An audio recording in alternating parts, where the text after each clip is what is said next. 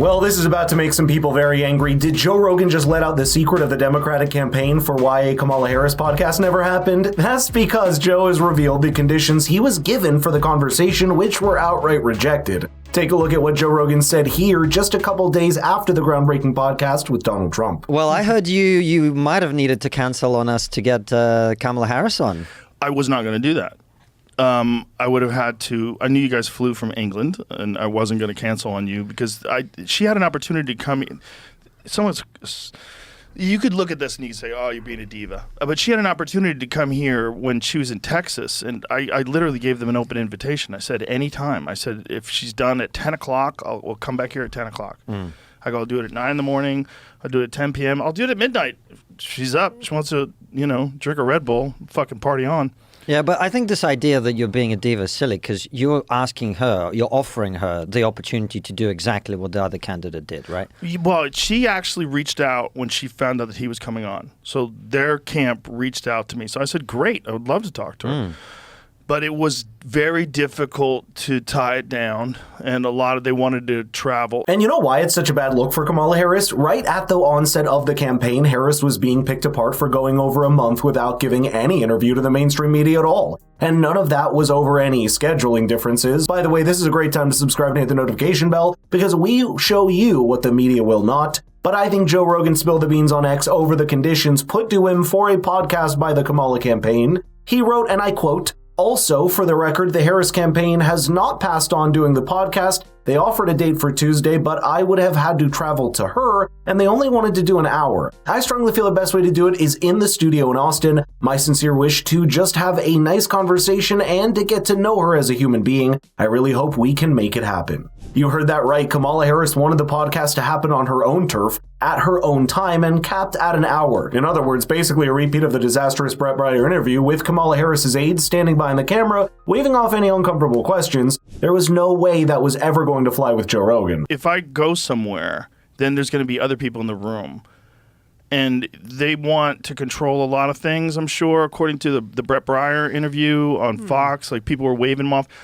That's a distraction. People in the room, like, my whole goal with her and with him is just talk. Just have a conversation like a human being. You find out things about people. You get a sense of them, at least, a real sense. That was it. I don't give a what we talk about. I really don't. I just want to talk to you. Who the are you? Do you think they think that you're on his side and they're more wary of you?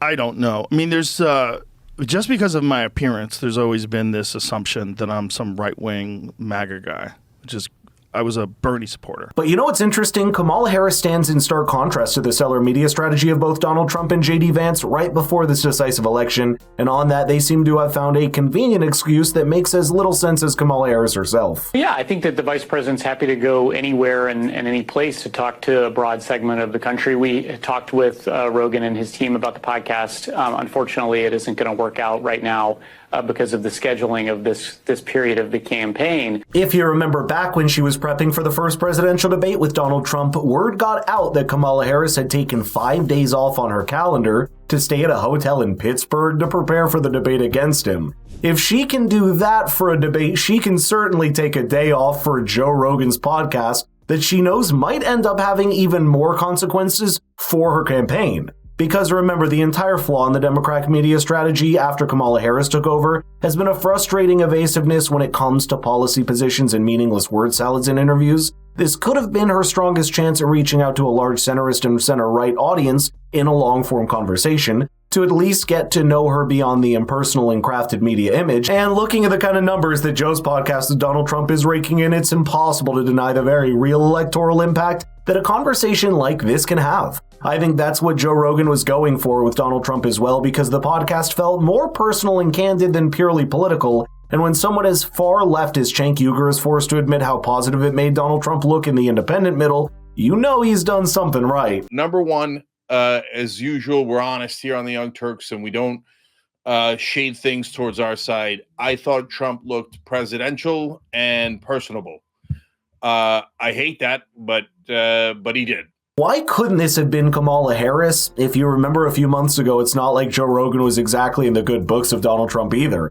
fact, there's been some very real friction between the two going back several years, particularly after Joe Rogan said he'd rather vote for Robert F. Kennedy Jr. than either someone from the Democrats or the Republicans. Here's what Donald Trump wrote on Truth Social soon afterwards. Quote, "It will be interesting to see how loudly Joe Rogan gets booed the next time he enters the UFC ring, MAGA 2024. And yet the podcast happened because it was in both of their interests, and it's now looking closer to beating Rogan's most viewed podcast with Elon Musk that has nearly 70 million views. All of it boils down to one thing, and it's become undeniable the more that this campaign has progressed. Kamala Harris just doesn't have enough political substance to last several hours in an uncensored and uninterrupted conversation, and once you realize that, you're forced to imagine how she would square against the likes of Putin and Xi to present America's case to the world. That's a thought that should scare you and is likely one of the Republican Party's strongest attack vectors against Kamala Harris. Even Donald Trump couldn't help taking that shot at her on Joe Rogan. One of the things I like about doing a show like this,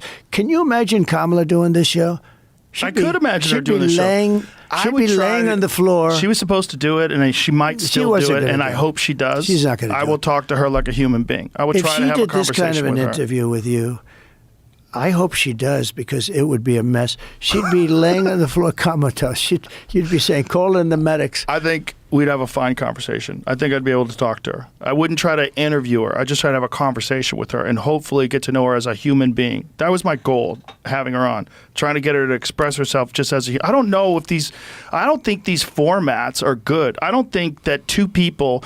First of all, I hate the idea of the presidential debates because I hate the idea of a time limitation on complex ideas. But now that we've run out of time in this campaign, this is something that will hang over the Democrats' head for a long time. Whether Kamala Harris wins or loses, and I think it reveals once and for all that America's media landscape has officially shifted to the point that long-form podcast conversations are even more electorally effective than scripted or controlled TV interviews that no one really trusts anyways. The candidate that understands that will likely come out on top, but let me know in the comments if you agree and share this video across social media to get the word out. Right now, it's all converging as we brace for impact for America's most decisive election of our lifetimes.